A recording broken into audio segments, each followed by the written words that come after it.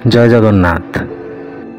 ଆସନ୍ତୁ ଜାଣିବା ଆଜିର ପଞ୍ଚାଙ୍ଗ।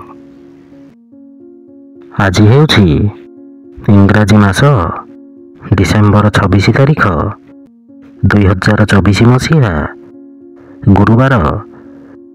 ଆଜି ହେଉଛି ଶ୍ରୀମନ୍ଦିରେ ଓ ସର୍ବତ୍ର ସର୍ବସମ୍ମତ ସଫଳା ଏକାଦଶୀ।